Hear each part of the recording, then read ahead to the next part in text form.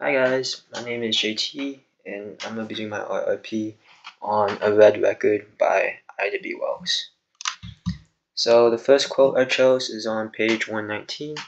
It says, "But it was a bootless strife for colored people. The government, which had made the Negro a citizen, found itself unable to protect him. It gave him the right to vote, but denied him the protection which should have maintained that right. Scourged from his home, hunted through the swamps, hung by midnight raiders, and openly murdered in the light of day, the Negro clung to his right of franchise with a heroism which would have wrung admiration from the hearts of savages." I found this quote really eye-opening as it highlights the failures of the government during a very critical time. They had gone so far to make colored people citizens, but then seemingly left it at that and didn't really come to think of reacting to the reactions the decision might have. It makes me wonder during this time if making them citizens actually did more harm than good, because it seems like it lit a rebellious torch in white people, because they were very opposed to it, and they were not afraid to demonstrate their anger.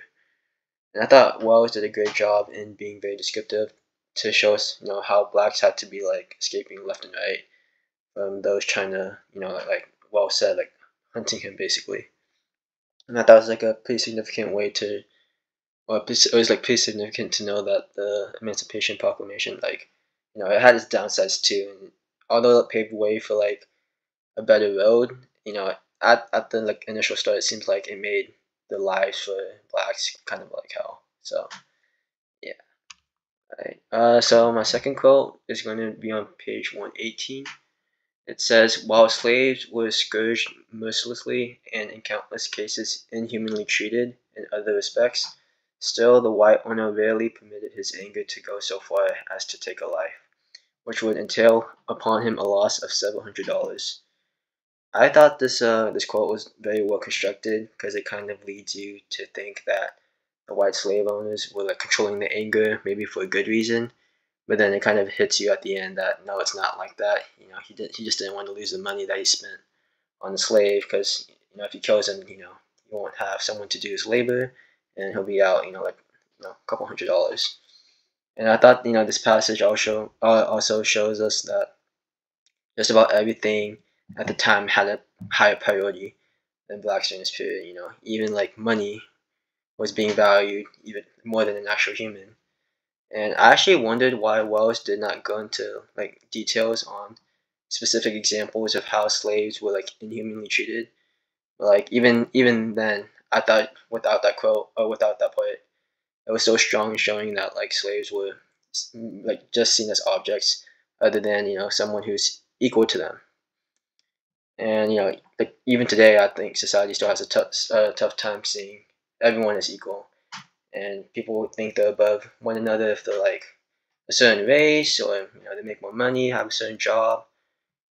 Then no one, everyone's going to have a reason to think that they're better than someone else, and it depends on certain things. And even today compared to back then, it's not really that much of a difference. All right. So my last quote is going to be also on page 119. It reads, "Brutality still continued. Negroes were whipped, scourged, exiled, shot, and hung whenever and wherever it pleased the white man so to treat them.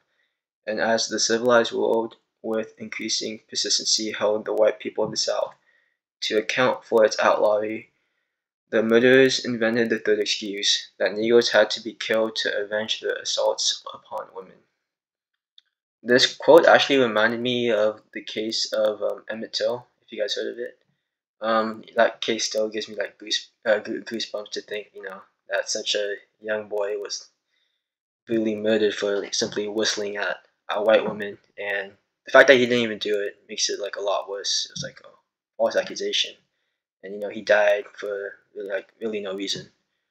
And correct me if I'm wrong, but I remember that the white woman, her dad actually physically beat her, and then that they used Emmett Till as a cover up for his actions. So I'm not sure if that's correct, but I think that's what I read. So someone correct me if I'm wrong. But anyways, I thought this quote demonstrated the difference of power between the two groups. whites knew that they had the power to frame any black man for a crime, even though he didn't do it, because the justice system was corrupted at the time, and still today. But I'm not gonna get into that.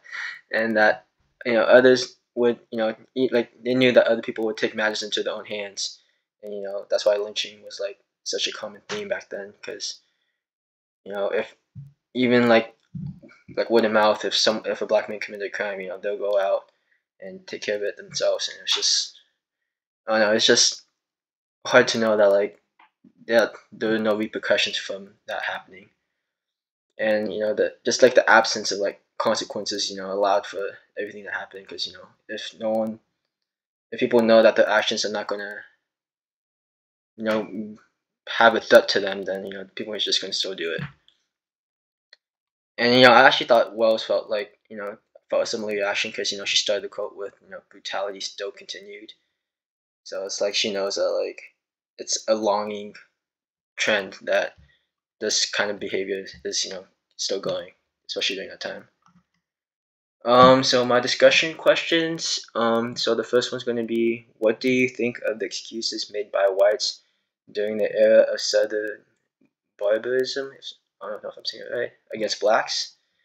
And then the second question is, even today, it seems as if not everyone is equal rights.